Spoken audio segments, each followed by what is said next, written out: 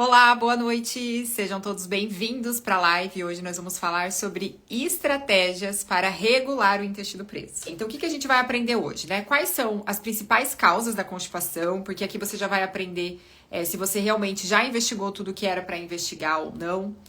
Exames, né, que podem ser feitos. Uma rotina que eu gosto muito de orientar para os meus pacientes, né, para ajudar ali nessa regulação do intestino, porque o intestino ele gosta de rotina.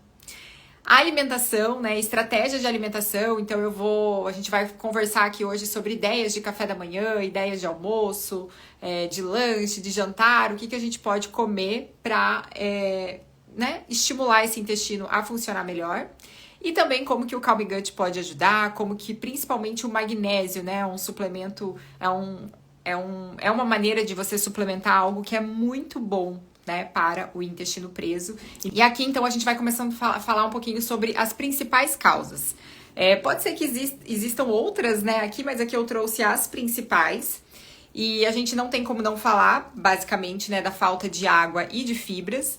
Então, a gente tinha uma alimentação muito mais rica em fibras de uma forma muito mais natural, porque a gente comia mais alimentos naturais, integrais, sem ser alimentos processados e tudo mais. Então, a falta de fibra na alimentação e a falta de água é uma das principais causas. Agora, o que a gente vê? Pessoas falando assim, eu já como salada, eu já como fruta, eu já como legume, eu tomo bastante água.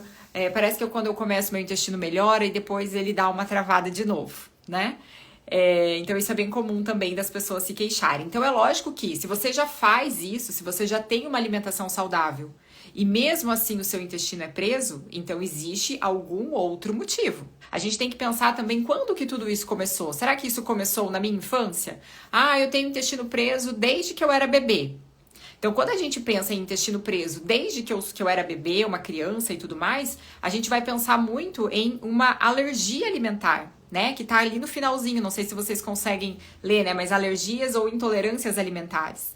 Então, pode ser uma sensibilidade ao glúten, pode ser uma sensibilidade à proteína do leite. E aí são geralmente alergias que podem causar o intestino preso. E não, tipo, a intolerância à lactose, ela pode até causar intestino preso? Pode.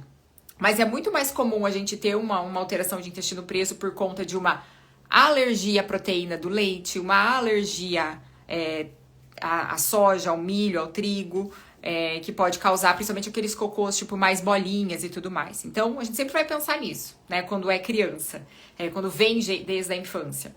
Ou, por exemplo, né, a pessoa ela tipo, quando criança, o intestino funcionando normal, tal, começou a ir pra escola, enfim, ou começou a segurar a vontade de fazer cocô, né, na escola, ou começou a trabalhar e tudo mais, e aí ela saiu daquela rotina da casa, e aí começou a sair pra fora, e de repente ela tava no trabalho, tinha vontade de fazer cocô, e aí a pessoa segura o cocô, porque tem vergonha de fazer cocô fora de casa e tudo mais. Então, inibir a vontade de fazer cocô é um comportamento que pode levar, no longo prazo, à constipação. Então, eu tinha o meu intestino funcionando bem, de repente eu comecei a inibir a vontade de ir no banheiro quando ela vinha.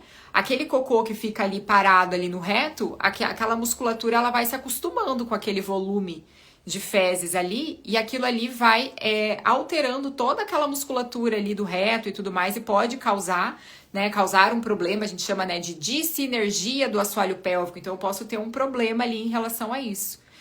Depois eu vou falar quais são os exames, né, que podem ser feitos para fazer essa investigação. Outra coisa que é muito comum, então, por exemplo, uma carência de micronutrientes. Então, aqui eu coloquei o magnésio como principal. Mas se eu tenho uma carência, uma ferritina baixa, se eu tenho uma falta de magnésio, se eu tenho uma falta geral de micronutrientes, de vitamina B12, de vitamina D, de zinco, a gente tem que entender que o nosso corpo, todo o nosso corpo, ele depende de nutriente para poder funcionar. Os nutrientes, eles vão nutrir os órgãos, né? Nutrir as células. As células, elas formam os órgãos, que formam os tecidos, que formam, né? Tipo, o sistema ali que tá funcionando. Então, se aquele sistema não tá funcionando corretamente, vai ficando mais lentificado, digamos assim, eu posso ter o intestino preso por conta disso. Uma carência de nutriente pode levar a alterações na minha tireoide. Eu posso, né, ter um quadro de hipotiroidismo e o hipotiroidismo causar o intestino preso. Então, eu tenho sempre que investigar também nos exames de sangue essas vitaminas e esses minerais para ver como que estão as coisas ali, né, de modo geral, e corrigir essas deficiências, para que a gente devolva a função daquele órgão, né, para que ele funcione de uma forma adequada. Ansiedade e estresse, então daqui a pouquinho eu vou passar uma outra imagem aqui pra vocês pra gente falar um pouquinho mais sobre isso. Menopausa, então, por exemplo, estava ali com o intestino funcionando bem, de repente começou a vir a menopausa e o meu intestino começou a ficar mais lento. Então, o que a gente precisa fazer? A gente precisa corrigir essa questão hormonal para que daí o intestino volte a funcionar também. Além de corrigir todas as deficiências de nutriente, água, fibra, tudo isso vai ser importante. O intestino irritável, né? Então, a gente vê hoje muito assim, uma alimentação inadequada, uso de antibióticos, estilo de vida ruim e tudo mais. Você pode, às vezes, ter pego uma gastroenterite, uma infecção intestinal, alguma coisa assim. Aquilo ali gerou um quadro, né? Todo esse processo gerou um quadro de desbiose ali no seu intestino. E a desbiose gerando um quadro de constipação, né? Ou a desbiose se tornando uma síndrome do intestino irritável e evoluindo, né, para um quadro de constipação.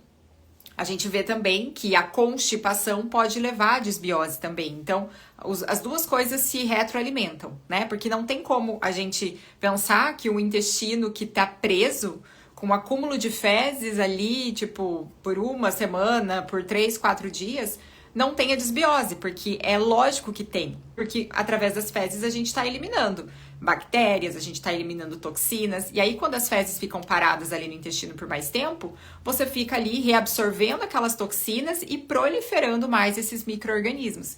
Então é muito comum a gente ver pessoas que têm intestino preso com uma desbiose fúngica, por exemplo, tendo ali um quadro de supercrescimento de fungos, evoluindo para uma candidíase, tendo micose, tendo problemas de pele, dermatite, ou um quadro de supercrescimento bacteriano também. E aí a gente vê, né, quando a pessoa ela fala, nossa, eu como mesmo que eu como alimento saudável, eu fico estufada, eu fico com gases, eu fico com distensão abdominal, parece que eu como e minha barriga já estufa. Então isso é um sintoma bem característico de um aumento excessivo de bactérias ali no intestino, que pode ser decorrente de um quadro de constipação. E aí uma coisa vai levando a outra e vice-versa, tá? Parasitose também, então a gente tem que investigar. Efeito colateral de medicação, então é isso que você tem que pensar. Tipo, meu intestino estava funcionando bem, de repente eu comecei a tomar um ansiolítico e aí meu intestino começou a travar. Comecei a tomar um remédio para depressão e aí o meu intestino começou a travar. Uma coisa que também, se for o caso, né, é preciso conversar com o médico que acompanha e ver se não tem alguma outra medicação que possa ser colocada no lugar para substituir. Porque, às vezes, né, você vai estar ali, nossa, comendo fibra, tomando água, usando Calm Gut e tudo mais, e fala, meu Deus, meu intestino não funciona e tudo mais, mas se é um efeito colateral de uma medicação, a gente precisa atuar ali na causa do problema. Então, falamos ali de alergias e intolerâncias alimentares, que podem estar envolvidas também. Então, eu ouço muito, assim, as pessoas também falando assim, mas eu já tirei glúten e lactose e não funcionou. Como se a culpa de tudo fosse do glúten e da lactose, né? Então, a gente sabe, sim, que tanto o glúten e nem só a lactose ficou muito famosa, mas aqui a gente tem que falar do leite como um todo, né? Então, tanto o glúten como o leite, eles têm proteínas, né? O trigo e o leite têm proteínas que são difíceis para o corpo digerir. Se você tem constipação, a tua digestão ela já não é 100%, porque aqui é um tubo que tá tudo ligado, né? Então, se não desceu comida ali ainda, tipo, se não esvaziou, a digestão também fica mais lenta, fica mais difícil, assim, né? Fora a questão da produção de gases, que pode atrapalhar e tudo mais. Então, o trigo e o leite, eles são alimentos que são mais complicados para quando você tá com problema no intestino, porque eles são difíceis para digerir. Então, todo mundo vai se beneficiar da redução. Eu não tô falando que todo mundo precisa restringir 100% pro resto da vida, né? Mas eu não tive nenhum paciente ao longo de todo, né, o meu trajeto ali como nutricionista, o meu período como nutricionista, que não falou para mim assim, nossa, Thalita, eu reduzi e eu me senti muito melhor, eu me senti mais leve, parece que a minha digestão ficou melhor, minha barriga ficou mais murcha, a minha digestão melhorou, o meu intestino tá funcionando melhor. Só que não é porque você também tirou um tempo e não funcionou que, então não tem, né? Às vezes pode ser outra coisa a causa, certo? Então todo mundo se beneficia da redução, porque daí se você reduz, você também começa a colocar outros alimentos no lugar. Então, olha que interessante, às vezes você tira o pão que você come todo dia e de repente você coloca ali aveia, você coloca linhaça, você prepara ali um pãozinho de frigideira, você faz um omelete, você come fruta. Então, às vezes você deixa de comer aquele alimento que muitas vezes não tem muito nutriente ali e você começa a comer outras coisas no lugar que são mais nutritivas, mais interessantes para o teu intestino. E aí ele começa a melhorar também, mas não só porque você tirou o glúten, mas porque você colocou coisas melhores no lugar, digamos assim. Então, isso também é importante. E aí nós temos ali por último, eu não sei se vocês conseguem ler por conta dos comentários, mas tem ali a inércia colônica, que é o quê? É o intestino que, em alguma parte do intestino ali, ele pode ter perdido o movimento. Então, tem pessoas que podem ter uma inércia colônica em quase todo o intestino grosso, mas, às vezes, em algum pedacinho do intestino. Então, vem as fezes, elas vêm caminhando ali, porque é uma musculatura, né, que vai, então tem os movimentos de peristalse ali do intestino que vão levando as fezes para baixo, mas em algum momento tem alguma parte ali que não se movimenta. Então, por isso que a gente chama de inércia colônica. Inércia de não movimento e colônica do cólon, né, que é essa porção ali do intestino grosso. E aí, nesse caso, gente, é um caso que, alguns casos pode ser cirúrgico, então muitas vezes a pessoa tem que tirar uma parte do intestino que não se movimenta, fazer a ligação, para daí ele começar para corrigir esse problema, tá? Quem tem esse problema, se não for fazer cirurgia, muitas vezes vai ter que usar métodos mais laxativos, ativar isso daí e tentar, corrigir esse problema, tá? E essa inércia colônica a gente não vai ver através de uma colonoscopia. Depois a gente vai falar sobre os exames, mas assim, o que a colonoscopia avalia, né? Ela vai avaliar se tem ali alguma obstrução, se tem algum pólipo, se tem, né, algum processo inflamatório ali mais grave no intestino, certo? Mas a colonoscopia, ela não avalia se você tem desbiose, se você tem esse tempo de trânsito colônico, né, alterado, se tem alguma parte do seu intestino ali que não se movimenta, tá? Então, não é, eu já fiz colonoscopia, não tenho nada. Não, então, talvez seja o momento, vamos de investigar essa inércia colônica. Eu vou falar depois o nome do exame. Outro problema é essa dissinergia do assoalho pélvico. Então, o que acontece? Vem as fezes bonitinho ali, a hora que chega no reto, que chega ali no final, na hora da evacuação, tem uma incoordenação ali dos músculos, certo? E isso é uma coisa meio que inconsciente, a pessoa às vezes nem percebe que ela tem isso. E isso pode ter sido um comportamento que ela adquiriu lá desde a infância, quando aprendeu a fazer cocô e tudo mais. Então, pode ter aprendido a fazer o cocô ali de forma errada. Ao invés de fazer a força para fora, a pessoa faz a força ao contrário. E aí ela fica lá fazendo força, força, força, mas ela não consegue evacuar porque esses músculos estão incoordenados. E aí, no caso dessa dissinergia do assoalho pélvico, a gente precisa fazer um outro exame, que eu já vou mostrar qual é. E se for detectado esse problema, a gente tem que fazer fisioterapia, né? Que é a fisioterapia ali na região anal, tá? Então, vejam só, né, que a gente tem a questão que a gente vai falar sobre alimentação, a gente vai falar sobre suplementação, só que tem determinadas condições que a gente vai precisar ir além da alimentação e da suplementação. Eu trouxe a imagem do intestino só para vocês entenderem. Então, o alimento vai descer ali do estômago e aquele intestino ali no meio, que é o intestino delgado, né, ali que é onde acontece a absorção dos nutrientes. Então, quando a gente tem um quadro de desbiose ali nesse intestino delgado, a pessoa, geralmente, ela evolui para várias carências nutricionais. Então, uma pessoa, nossa, eu como bem, eu até suplemento vitaminas, mas daí tá sempre baixo no meu exame de sangue. Por que tá sempre baixo, né? Ou porque eu tenho fungo ali, ou tenho parasita, ou tenho excesso de bactéria que tá ali competindo com você por nutriente, né? Então, ao invés de você absorver, elas que comem e vão crescendo ali cada vez mais, né? Então, pode ser isso. Você pode não estar digerindo bem os alimentos, né? E a parede também do intestino ali inflamada. Então, quem toma laxante, né? O laxante, ele vem e vai machucando toda essa parede intestinal. E se a parede intestinal tá machucada, eu não consigo absorver os nutrientes.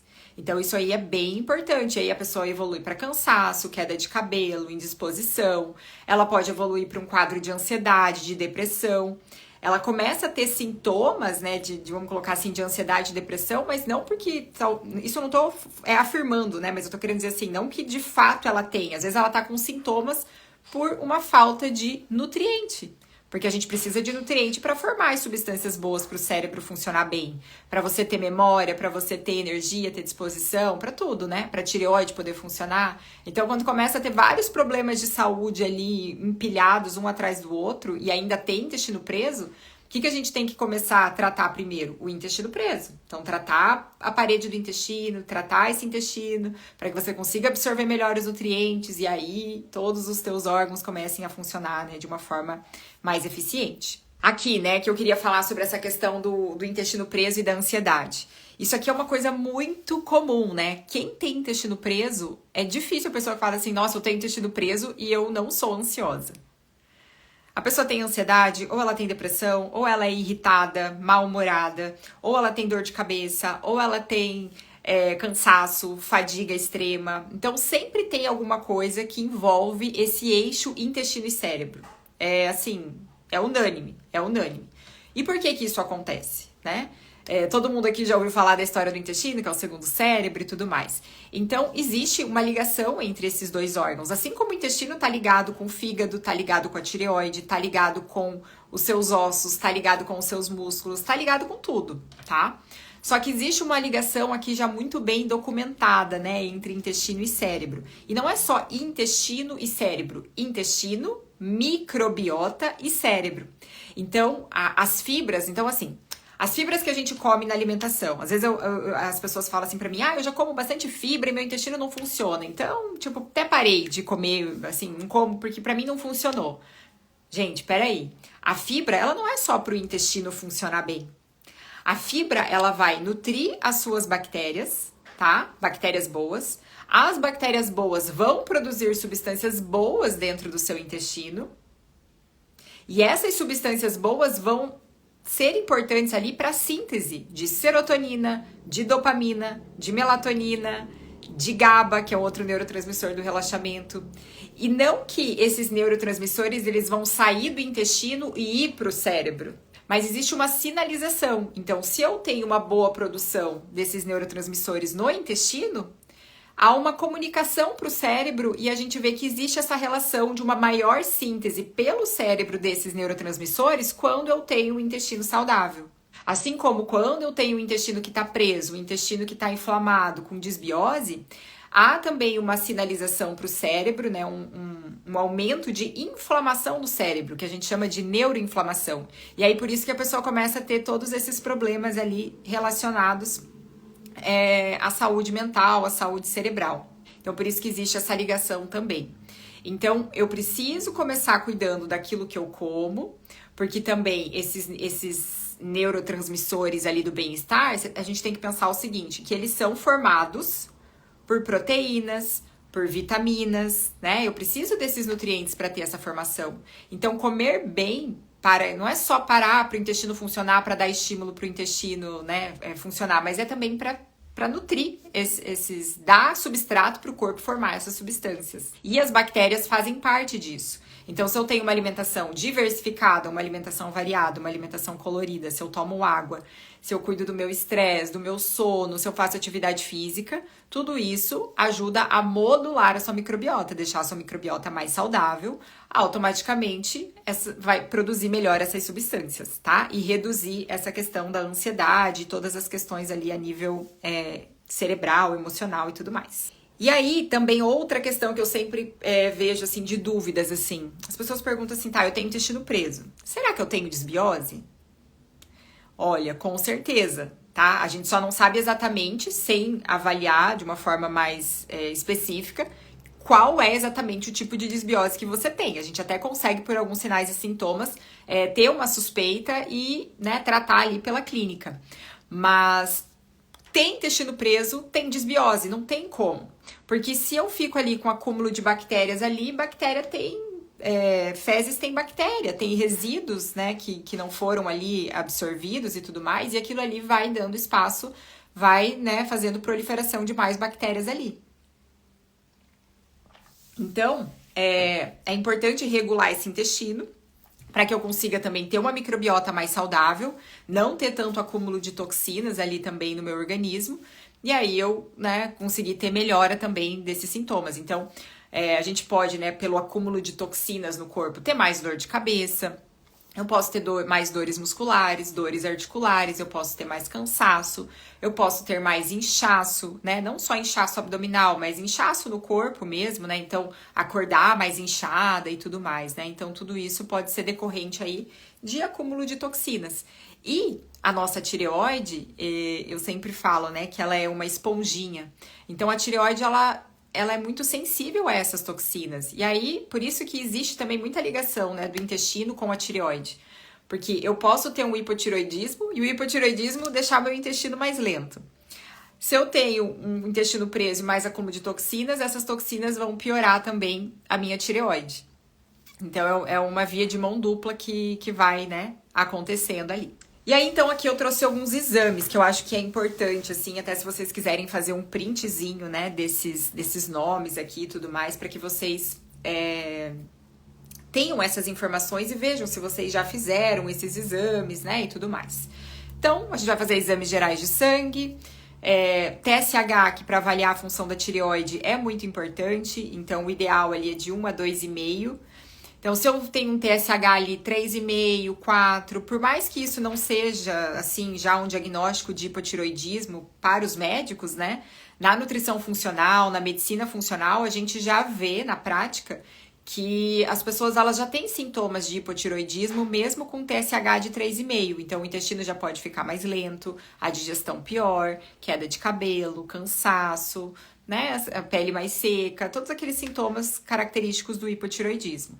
E muitas vezes a tireoide tá ali trabalhando um pouquinho menos por falta de ferro, de vitamina D, de vitamina B12, de selênio, falta de nutriente, né, que pode vir não só através do suplemento, mas também através da alimentação. Então, vitamina D é importante, a ferritina é importante também. Olhar para, fazer um exame de fezes, né, um parasitológico, mas assim, nem sempre, né, o parasitológico vai acusar ali parasitas, então a gente sempre olha também no hemograma esses eosinófilos ali, que são células, né, de defesa, porque se elas estão muito aumentadas, 6%, 7%, 8%, enfim, isso é um forte indício de parasitose, e aí a gente pode optar em tratar, então, essa questão de parasitas, né, seja por medicamento ou às vezes alguma tintura.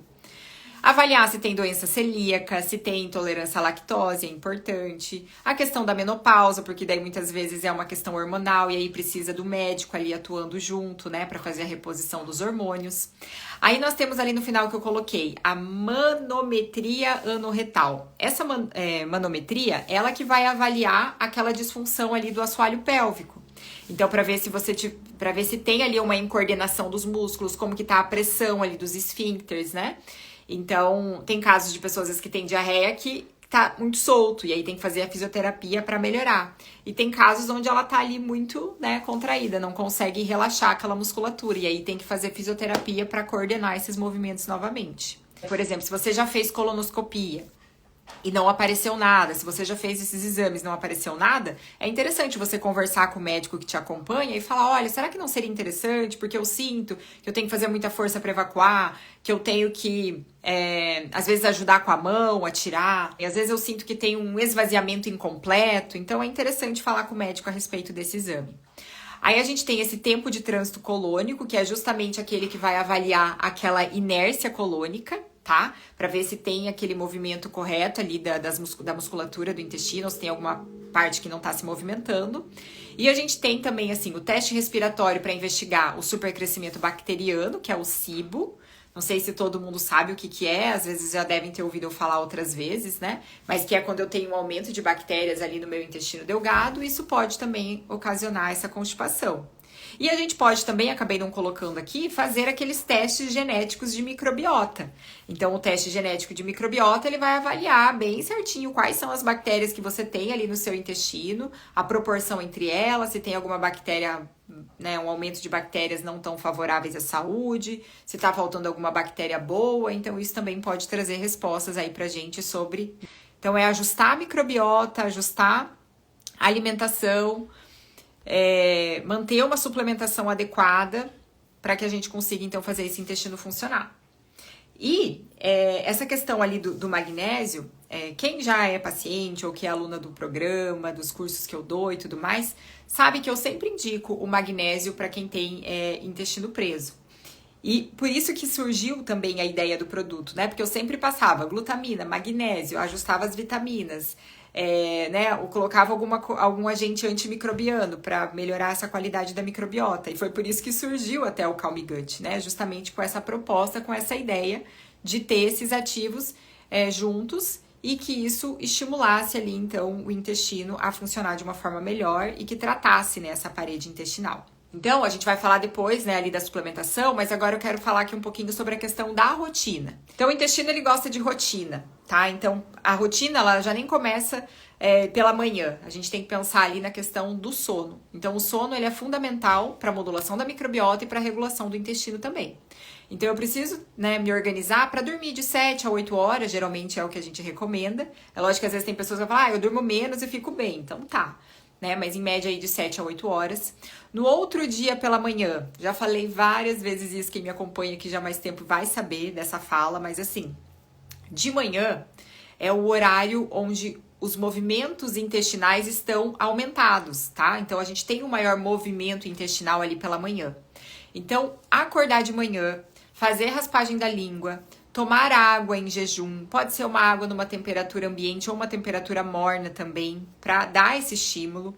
O ideal é que seja uma quantidade maior de água, tipo 500, 600 ml de água, porque isso tudo já vai estimular o teu intestino a funcionar. Tomar café da manhã é importante para quem tem intestino preso, então comer alguma coisa, porque o ato de você mastigar já vai também estimular o movimento, porque assim, se tá chegando comida, já vai estimular o movimento para descer o que tá ali parado, certo? Então, mastigar, comer alguma coisa, tentar organizar a rotina para que você tenha um tempinho para aproveitar esse momento, que é um momento de maior ápice de funcionamento do intestino, para que você consiga ir no banheiro pela manhã. E às vezes você pode também, por exemplo, tem essa questão, eu tenho que ir todo dia, né? Então, cada pessoa a gente vai ter que ver pelo formato das fezes, como que você se sente bem. Se você às vezes vai no banheiro dia sim, dia não, por exemplo. Mas o cocô, ele tem um formato legal, você não fica com aquela sensação de esvaziamento incompleto, você fica bem, não tem gás, não tem desconforto nem nada, então pode ser ok.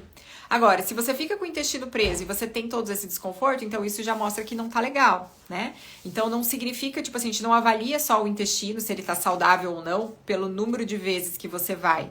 Tipo, se eu vou todo dia ou se eu não vou. Porque a pessoa pode ir todo dia, mas ela ter as fezes num formato irregular, não ser legal. Então, isso também não mostra o intestino saudável. Aí a Odineia perguntou, pode tomar a água 600 ml de uma vez ou faz mal? Então, assim, isso vai muito da tua tolerância, né? Quando eu falo de tomar, assim, tudo de uma vez, não significa que você pode ir lá e fazer um glu, glu, glu, glu, né? Você pode ir tomando essa água ali num período de 10 minutinhos, depende do teu, né, do teu tempo ali. Mas eu geralmente faço isso, eu já deixo uma garrafinha de água ali do lado da cama, e aí eu acordo, vou raspar minha língua, vou tomar água, e aí eu vou tomando essa água meio que aos pouquinhos, né, enquanto eu vou ali preparando o café da manhã, fazendo alguma outra coisa, aí tomo água, aí vou tomar o café da manhã, e aí vou ao banheiro. Porque depois que você sai de casa, que você tem que trabalhar e tudo mais, às vezes você já entra naquela rotina do dia a dia, naquele estresse e tudo mais, e aí já fica um pouco mais complicado, né? E aí, digamos que você tem vontade de ir no banheiro, sei lá, 10 horas da manhã, daí você tá lá atendendo um cliente, você tá dando uma aula, você tá fazendo alguma coisa, e aí você segura o cocô. E aí aquele intestino começa a ficar preso por conta disso. Então é importante ter essa rotina, né? E aqui eu coloquei, né, tempo para ir pro banheiro e usar o banquinho. Então, se você coloca uma lixeirinha, né? Isso é uma dica também que com certeza vocês já sabem, mas às vezes você sabe, mas não faz. Então, você colocar o banquinho ali deixa você numa posição mais anatômica para que você consiga ter uma evacuação melhor. Então, se às vezes tem ali alguma disfunçãozinha ali, alguma coisa assim, você fica numa posição mais anatômica que facilita a saída do cocô também. Cuidar do estresse, certo? E tomar água, né? Então, a gente falou dos 600 ml de água pela manhã. E aí, quem não é acostumado a tomar 600 ml pode começar tomando 200, começa depois 300, depois 400. Você vai ver que você vai se acostumando. E por que a raspagem da língua é importante, né? Porque a gente acumula toxinas ali durante a noite, então você faz a raspagem, não precisa fazer forte, né? É só tirar aquela saburra lingual que tá ali.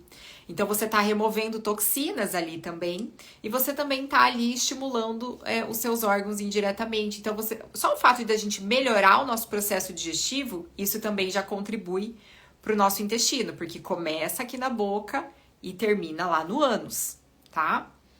Então tá tudo ligado. E aí, eu gosto muito, por exemplo, da ideia da gente colocar, por exemplo, a suplementação do suplemento do Calm Gut à noite, para quem tem intestino preso. Eu acho legal. Não que você não possa usar em outro horário, tá? Eu gosto ali, por exemplo, se você pode usar à tarde ou pode usar à noite, por quê? Vou lá, tomo o magnésio com a glutamina, com os nutrientes ali no horário do final do dia. Aquele magnésio, ele vai ficar agindo ali no teu intestino durante a noite e tudo mais, né? E aí, se você acorda de manhã, faz essa rotina, acorda, raspa a língua, toma água, toma o seu café e dá o tempinho pra você ir no banheiro, há uma chance do seu intestino funcionar muito bem com essa rotina, com essa rotininha. E aí, uma coisa importante que eu queria falar pra vocês, né, sobre a questão aqui do suplemento, né, do Calm Gut. Esse dosador aqui, ele tem 7 gramas. O que não é pra fazer? Você pegar, tipo, uma dose assim, ó. Tá vendo? Que tá ficando maior ali do que o dosador. Então, aqui vai ter mais. Daí, ele não vai render o número de porções que é pra render.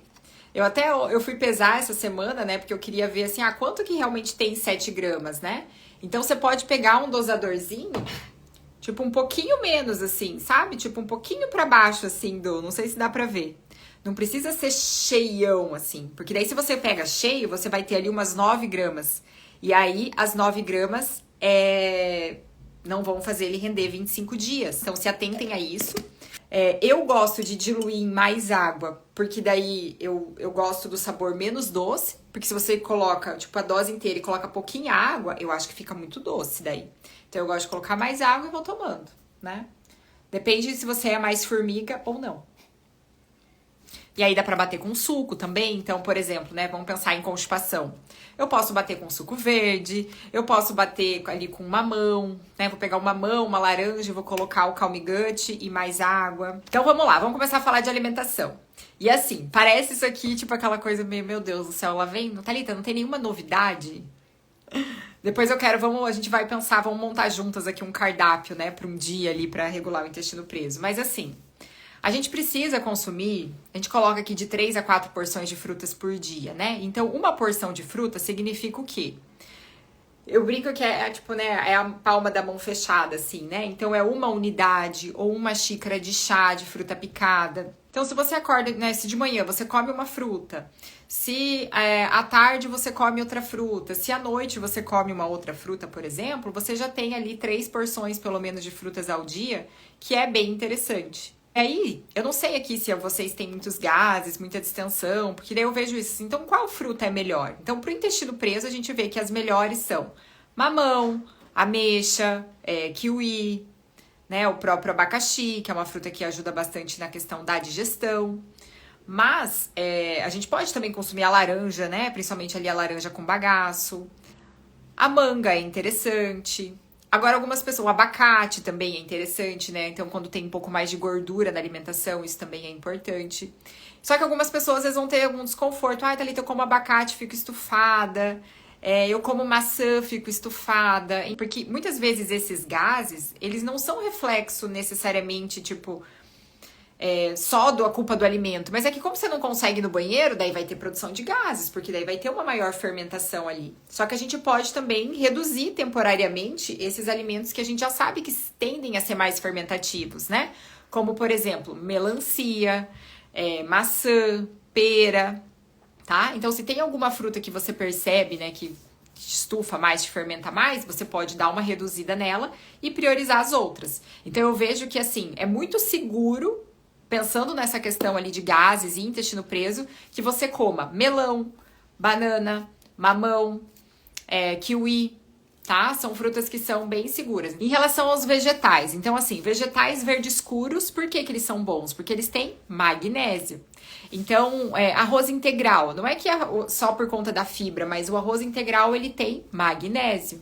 Então, quando eu como mais, por exemplo, arroz integral, aveia, vegetais verdes escuros, tudo isso tem mais magnésio. Por isso que vem a história do suco de couve, né? O suco verde, porque o suco verde ele tem bastante magnésio, então é interessante, tá?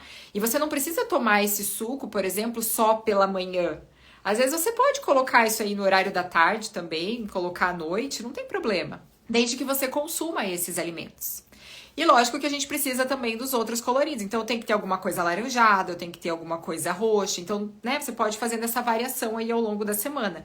E se você sente que a tua digestão não tá tão boa, você pode também enquanto você tá ali tratando o teu intestino e tudo mais, priorizar mais cozidos. Então, vou priorizar uma abobrinha cozida, uma cenoura cozida, que, tipo, pode ser refogadinha, pode fazer ali com azeite, com ervinhas, né? Você pode fazer um chuchu refogado, você pode fazer sopa, pode fazer caldo, né? Fazer uma abóbora assada. Tudo isso vai ser bem interessante. Pode fazer uma couve refogada, uma selga refogada. Mastigar devagar. Então, é muito importante essa questão da mastigação. E não tomar líquido na hora da refeição. Aí a gente tem as fibras, né? Quais são, assim, os 5 principais alimentos que vão ter essas fibras que vão ser bem importantes ali para a questão do intestino? Que, inclusive, a gente pode até fazer um mix delas, ou às vezes ir usando, né? Incluindo elas ali na nossa alimentação, que é a aveia, a chia, a linhaça, o psyllium e a farinha de banana verde. Então, dá para ir numa lojinha de produtos naturais e você comprar lá um pouquinho de psyllium, um pouquinho de farinha de banana verde. Você pode comprar, né, a linhaça e bater ela no liquidificador para virar farinha, tá? Bater a chia no liquidificador para virar farinha, ou já comprar ela pronta, mas eu prefiro sempre comprar a semente e bater ali. E você pode misturar isso num potinho ali e deixar ali e você usar isso na sua alimentação. Tá? Então, por exemplo, vou fazer uma panquequinha de banana com aveia. Então, eu coloco banana, ovo, aveia e uma colher de sopa desse mix de farinha. Eu vou comer o meu iogurte natural com fruta e vou colocar uma colher de sopa dessa farinha. Eu vou fazer um pãozinho de frigideira, salgadinho, né? Então, vou colocar ovo, colocar por exemplo, uma colher de sopa desse mix de farinha, uma colher de sopa de farinha de arroz, por exemplo, pitadinha de fermento, sal, vou fazer ali fazer um pãozinho de frigideira, assim, também fica interessante. Dá pra bater nos sucos, igual a Aline falou, então com certeza é bom você colocar, porque daí você tá adicionando mais fibra ali na sua alimentação. E daí lembrem que eu falei no início, né, que a fibra, ela não é só, tipo, a fibra ela vai, tipo, só servir ali para estimular o movimento do intestino, para formar, né, as fezes de uma forma melhor. Mas a fibra, ela vai ajudar você na síntese de serotonina, na síntese ali dos neurotransmissores do bem-estar. E a serotonina, ela tem o papel de melhorar a motilidade do intestino. Então, além da serotonina ser reconhecida, né, pelo seu neurotransmissor, o hormônio do bem-estar, do prazer e tudo mais, ela é muito importante para esse movimento do intestino. Vamos pensar naquela pessoa que tem aquela inércia colônica, digamos, né? E aí, se essa pessoa começa a comer muita fibra, aquele intestino começa a fazer um volume maior de fezes, né, por conta da fibra, mas chega uma parte que meio que trava ali, né, porque, sabe, não tá movimentando corretamente. E aí, às vezes, aquela pessoa que tem essa alteração ou que tem ali um distúrbio na saída do reto, ela pode, às vezes, ter dificuldade se ela come muita fibra. Então, por isso que a gente também tem que ter às vezes, que nem tudo é bom para todo mundo, toda hora, né, a todo momento. Então, assim, qual seria a quantidade ideal de consumo de fibras por dia? Então, a quantidade ideal é em torno de 25 a 30 gramas de fibra. Só que isso, a gente tem que pensar o seguinte, que você vai estar comendo vários alimentos que têm fibra. Então, por exemplo, se você acorda de manhã, você come uma fruta, aí você coloca uma colher de sopa, por exemplo, de um mix de fibra como esse. Aí na hora do almoço você come salada, você come um legume, às vezes você come ali um feijão. À tarde você come uma outra fruta, à noite você come os legumes, um arroz integral. Então você vai somando tudo aquilo que você vai comendo, aquilo ali ele vai dando essa soma. Só que o que que a gente vê quando a gente monta um plano alimentar, né? Que muitas vezes só o alimento, às vezes, não é suficiente para a gente conseguir atingir essa dose. Então, por isso que é interessante a gente, às vezes, fazer uso de alguma fibra como essa, né? Ou ter mais frequente, né? Tipo, que nem aveia ou chia. Às vezes a gente pode fazer aqueles mingau, fazer aqueles pudim de chia também, né? Tudo isso também pode ser interessante. Você gosta, talvez, de fazer uma crepioca de manhã, ou você gosta de fazer tapioca com ovo e tudo mais. Você pode colocar a farinha do psyllium junto com a tua massa de tapioca. Porque a gente sabe que farinhas brancas não são tão interessantes para o intestino preso, mas tudo depende da quantidade. Então, se você coloca ali uma colher de sopa de tapioca, mais uma colher de chá de psyllium com ovo e tudo mais, e faz ali uma receitinha, vai ficar super ok. Vai fazer ali uma panquequinha de banana, você vai fazer um mingauzinho de banana com aveia, ou de, se a maçã vai bem pra você, maçã, pera, enfim. Você pode adicionar também ali, ou chia, ou a farinha de banana verde, ou psyllium. Na hora do almoço, se você já come legumes, já come arroz, já come feijão, eu não acho que precisa colocar mais fibra ali. Mas esse mix de fibra, você pode até fazer uma farofinha salgada, se você gosta. Então, você vai fazer um refogadinho de legumes, você vai colocar ali uma farofinha de mandioca e você vai misturar ali aveia, linhaça, vai ficar gostoso também. Então, é uma maneira também de usar essas farinhas aí de uma forma diferente. À tarde, né, eu acho que é uma refeição ali que depende muito, você pode simplesmente só comer uma fruta, se você não tem muita fome, né, pode tomar o Calm Gut à tarde. Pode fazer uma batida, fazer um suco, fazer essas batidas. Depende muito da tua rotina, né? Se você precisa levar alguma coisa pro trabalho, geralmente alguma coisa já mais pronta fica mais fácil, né? Se você tá em casa, daí já fica mais fácil. O que vocês comem geralmente na parte da tarde? Ou nem comem? E à noite, né? Então, assim, à noite, eu acho que assim, se tem alguém aqui que come só pão à noite, aí não dá, gente, porque realmente a gente precisa dar uma caprichada melhor ali nesse jantar. Entrar aqui com legumes, às vezes fazer sopa, fazer um caldinho, ou esquentar um pouquinho do que sobrou do almoço. Ou você vai fazer alguma coisa mais com cara de lanche, assim, então, sei lá, às vezes fazer uma torta salgada, que você coloque legumes, que coloque ali um frango, um atum. Tem que trazer, sabe, alguma coisa assim mais nutritiva pro horário da noite. Não dá pra ser só, sabe, um pão com manteiga, um pão com queijo e presunto. Não é legal. Eu amo tapioca e cuscuz pela manhã e à noite. Amo. Então, a única coisa só que a gente tem que pensar é o seguinte. Tem um colorido também ali nessa tua refeição do café da manhã ou à noite? Então, por exemplo, bom ter uma fruta ali de manhã.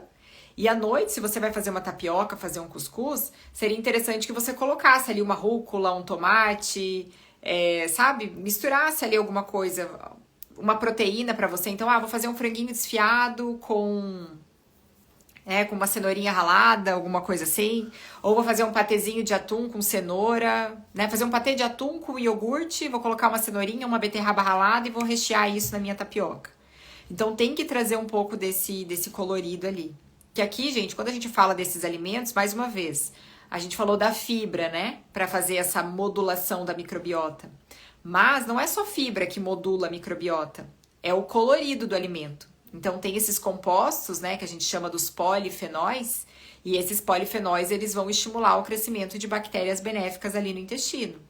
Então por isso que é importante, não só pela fibra, mas por conta de todo o contexto ali que o alimento tem. Por isso que é importante, que nem, por exemplo, a gente, né, tem aqui no produto gengibre, tem cúrcuma. Por quê? Porque eles são temperos que têm esses polifenóis. Mas aí a gente pode usar também temperinhos, então salsinha, cebolinha, alecrim, tomilho, orégano. Tudo isso é interessante, né? Azeite, então gordura é muito importante também para o intestino, né? A gordura saudável, então azeite de oliva, óleo de coco. Mais azeite de oliva do que óleo de coco. E aí, quem tem preguiça de cozinhar todo dia, já faz uma quantidade maior, deixa umas porçõezinhas congeladas, né? Pra às vezes aquele dia que tá com mais preguiça e tudo mais, poder já ter alguma coisa pronta, porque isso facilita bastante também. Então, Falamos da rotina, que é muito importante para o intestino funcionar bem. A questão da alimentação, então aqui a gente falou bastante coisa e a gente precisa só entender que a gente tem que fazer isso com regularidade. Essa questão do glúten, do leite e tudo mais. O que eu vejo na prática, tá? Tem pessoas que vão precisar, que tem realmente uma intolerância muito forte, que vai precisar fazer uma restrição maior? Sim. Mas a maioria das pessoas, gente, se elas só reduzissem a quantidade, elas já iam se beneficiar muito, tá? Então, isso que é importante. Então, às vezes tem ali um macarrãozinho sem glúten que você pode fazer na tua rotina, trazer ali, fazer ele bem colorido ali com legumes e tudo mais, pode ser uma coisa interessante também. Fica uma alimentação gostosa, né? Sem glúten e que vai te ajudar. E aí, de vez em quando você vai sair ali, comer uma pizza, comer alguma coisa assim, você deixa esse glúten para essa oportunidade, mas na rotina do teu dia a dia você, né, evita. Porque a gente já, né, viu que ele sensibiliza. Então, quanto mais a gente come, mais vai sensibilizando, mais vai deixando aquela portinha do intestino mais aberta, mais permeável.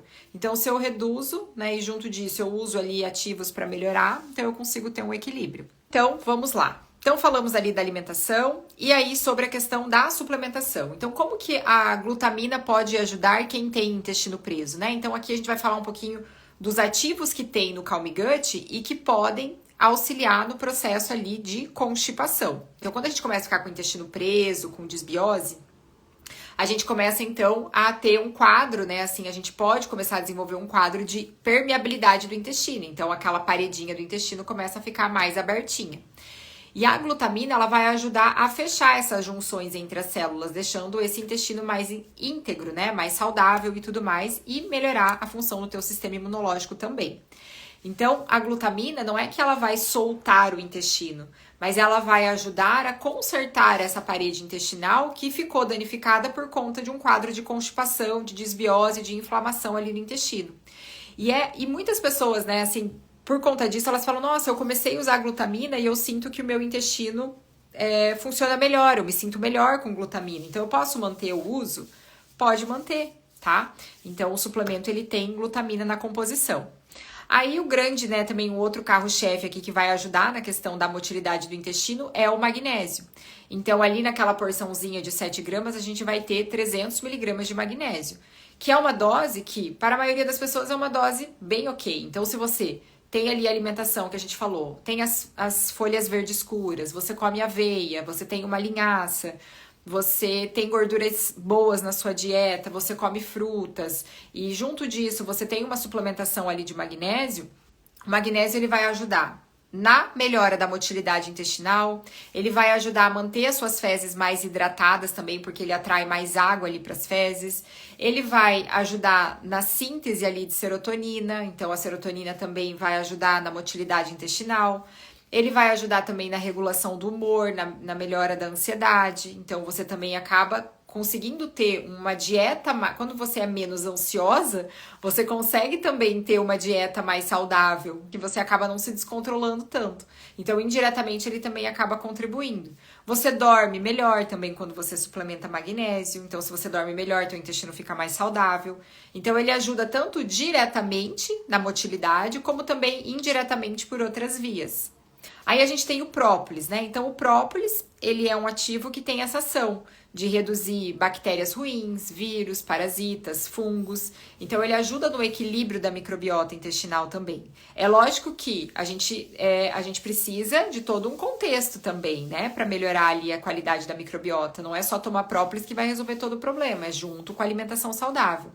Ele tem um efeito antioxidante e também até de ajudar na prevenção do câncer, né? Ele tem um efeito anticarcinogênico também. E aí a cúrcuma, que também tem esse poder de melhorar o processo de digestão, tem essa ação anti-inflamatória, então ela também acaba auxiliando, né, quem tem intestino preso.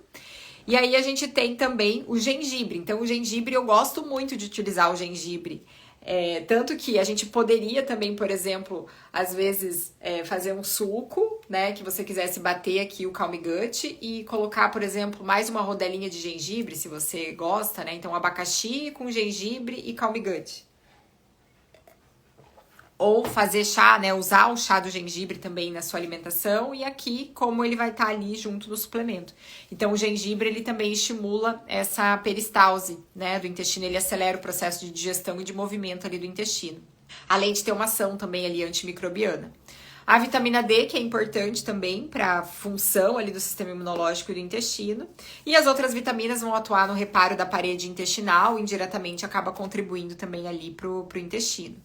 Então, esses são os micronutrientes, né, que vão auxiliar aqui, que estão presentes no Calm Gut, que podem ser utilizados por quem tem intestino preso. E aqui eu trouxe, então, algumas opções, né, de como que vocês podem usar o Calm Gut. Eu gosto na água gelada, como eu falei, porque como ele vai ficar tipo um suquinho, fica mais gostoso. Se você gosta mais doce, você pode colocar menos água. Se você gosta menos doce, você coloca mais água. Você pode usar com água normal, pode usar com água com gás, você pode colocar mais limão se você quiser, ou mais hortelã, né? Enfim, você pode bater junto com o suco, igual a gente tava falando, né? Com suco verde, com suco de abacaxi, com suco de beterraba, com suco de maracujá. Até coloquei ali beterraba com laranja como pré-treino, né? Porque a beterraba é bem interessante pra gente utilizar pré-atividade física, porque ela melhora a vasodilatação, né? A oxigenação dos tecidos e tudo mais. Então, às vezes, se você quer tomar de manhã antes de ir pra atividade física, por exemplo, é legal, porque o magnésio também é um mineral interessante pensando em atividade física, né? Melhora a contração muscular, energia e tudo mais. Enfim, dá pra criar ali da maneira que vocês acharem, né, mais interessante, e devagarinho a gente vai compartilhando com vocês outras possibilidades. É muito importante, então, essa questão de você pensar se você já está, né, Thalita, eu já tô no caminho, eu já como melhor, eu já tô fazendo isso, eu já tô suplementando, né, o Calm Gut, e, enfim. Então, se atentar àquela questão dos exames, né, que a gente falou, às vezes tem algum exame ali específico que talvez seja interessante você fazer para você investigar se não tem, né, algo além disso. Porque a gente sabe também que ter o intestino preso, isso aumenta muito o risco também para câncer.